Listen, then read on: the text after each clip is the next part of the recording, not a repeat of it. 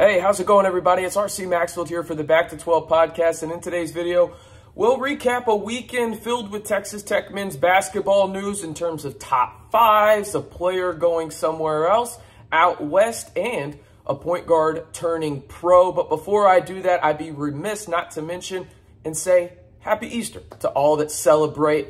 It was a good weekend in the Maxfield household. We got away. We went on a getaway, my fiance and I. It was a lot of fun. I hope everybody else had a great and happy Easter weekend as well. All right, let's jump in to the Texas Tech men's basketball news from the past, let's say 3 or 4 days. I'm not going to lie. It's been a little bit of a brief hiatus. When you don't have internet connection, it's hard to make a video. But here we go. De'Vion Harmon, this was the big news out of Texas Tech men's basketball this past weekend. He decided to go pro. He thanked Texas Tech and Red Raider Nation on Twitter, saying thank you for everything that you've done, and I'll always be a Red Raider. And he was just a really solid player for Texas Tech, right? I get he was frustrating at times. Trust me, I know. He was frustrating to me too. But I think you don't go on that run to even be in the conversation of the NCAA tournament or really even have a chance at it if it wasn't for De'Vion Harmon. There was some highs and lows with him. That's just the kind of player he is. But overall, he was highly respected in that program, highly respected by his teammates, coaches, and fan base. He was really one of those guys that I enjoyed watching for long stretches of time, De'Vion Harmon. And I'm really interested to see where he lands because, again, he's going to go the pro route. He will not be returning to school. And for those that don't know how this works, he was a grad transfer. So you got to remember, Texas Tech was going to either renew or not renew his scholarship. De'Vion took that out, or, hey, we may never know what happened behind the curtain. But De'Vion Harmon decides to go pro, and he will be leaving the 806. Have to hit this one. I know people saw it on Twitter as well, but Fardaws Aimaq commits to Cal. He was never going to come back to the 806, but it is Texas Tech news in the sense that he was transferring out. He's following his old coach from Utah Valley, Ryan Madsen. You might remember Ryan Madsen from his days playing with the Minnesota Timberwolves with KG, Sam Cassell, all those guys. Some people questioning the move in terms of why is he going from the Big 12 to the Pac-12 and arguably the worst team. It's not really arguably the worst team in the Pac-12. Obviously, it's a relationship thing, right? He has a relationship with the Utah Valley coach, making the trek to Berkeley. He's going to go there. And, oh, by the way, there has been some heavy NIL rumors on his front in terms of how much he's getting paid. I've heard well into the 6 figures. And listen, Fardaws' camp has made it very clear. We're trying to get paid. Good for him. And it sounds like Cal and the Bears are going to pay Fardaws Aimaq. Also, put out a video earlier about Daniel Batcho. You can go back and hear my opinions on that front. But he also is getting, well, some interest from multiple Power 6 programs, according to some people that I talked to. Haven't been disclosed on who they are, just that he's getting interest from them. And that should, be no surprise. Let's be real about it. Daniel Batcho is a very solid player, and I think he probably would have been a lot higher of a contributor for Texas Tech this season if it wasn't for the fact that he was dealing with multiple injuries. I think people forget he lost like 15, 20 pounds during the season due to a stomach bug. Really just never got going, and he struggled early on in Big 12 play, but he also played really well in the non-conference. And by no means am I saying Daniel Batcho is a perfect player or anything like that, but I did like what he brought to the table in terms of the defensive side. I thought he should have been a little bit stronger with the ball when he was on the offensive side, but I liked his development, and I think he's going to do a very good job wherever he lands. And I really wouldn't count out Texas Tech, although it would probably be unlikely right now. But Daniel Batcho is getting some serious interest from multiple Power 6 programs. And for those that are wondering, RC, why are you saying Power 6 and not Power 5? Remember, in college basketball, it is Power 6. They include the Big East in the power conferences. Another Texas Tech transfer, and by the way, I want to put this name out there. I don't have him in my notes, but Elijah Fisher, it is very much hush-hush around his camp right now. Not a lot of stuff coming out, so you don't know who's showing interest in him. I've reached out to a couple people, and I've got nothing back. They know nothing about it, so they've been hush-hush.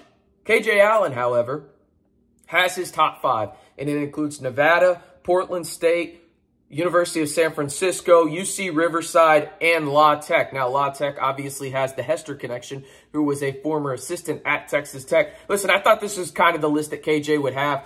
Loved KJ and his story and everything like that. Got back into shape and everything. Just really wasn't a power 6 player when it was all said and done. I do think he's going to be a solid mid-major guy, and there's absolutely nothing wrong with that. Very interested to see where he ends up, and I think he's going to do great things wherever he does end up. The teams that I'm kind of looking at right there are probably Portland State and La Tech, but really, it's wide open from there. But again, I think he's going to be a solid mid-major guy. So that's the news on the individual player route.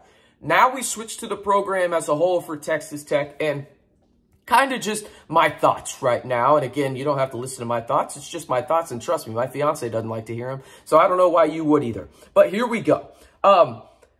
Texas Tech has only been linked to a few guys in the portal. And I find that extremely interesting because Texas Tech hasn't really lost a lot of guys to the portal. And I was told when Mark Adams resigned that a lot of guys would have more serious interest in staying at Texas Tech. Has that changed with the Grant McCasland hire?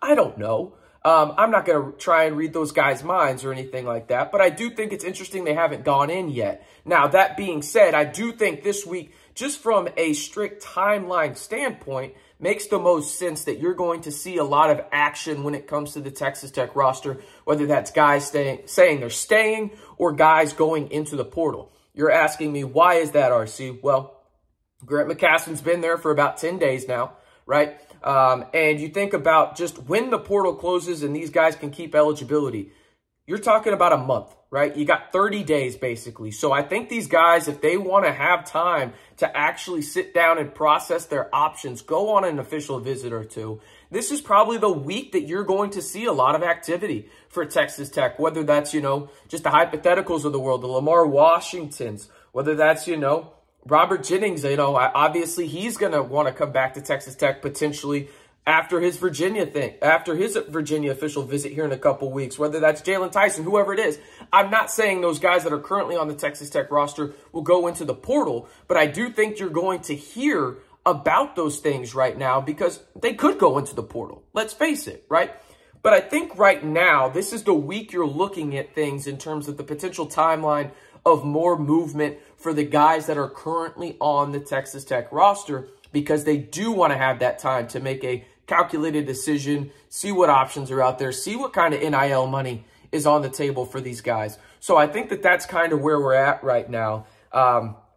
It's just super interesting kind of how slow it's gone for both parties, but I think that that's the smart move from both the coaching staff side of Texas Tech, who now has 3 guys, with Choki on there, as well as Matt, who were named assistant coaches last weekend for Grant McCasland's staff. It's interesting to see what Texas Tech is doing because I don't think they can go out into the portal and recruit heavily right now because they want to make sure on who's coming back and how many roster spots they have and how many scholarships they have. Now, they're obviously talking to guys in the portal, but I think this week you'll see a little bit of activity or a little bit of, whatever it may be in terms of, hey, I'm coming back or I'm entering the portal when it comes to some of these guys that we've had questions about when it comes to the Texas Tech roster. I do want to ask you guys this.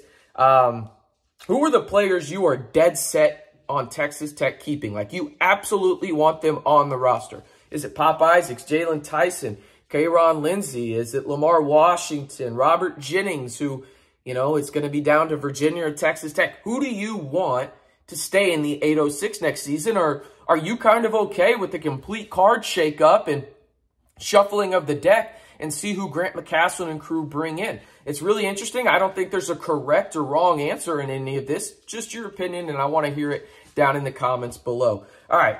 Again, let me know down in the comments who you want Texas Tech to keep, or, hey, do you just want a complete shuffle of the deck? I am RC Maxfield again with your latest Texas Tech men's basketball weekend recap. And if you want more Texas Tech men's videos all year long, you know what to do. Hit that subscribe button to stay in the know right here on the Back to 12 podcast channel.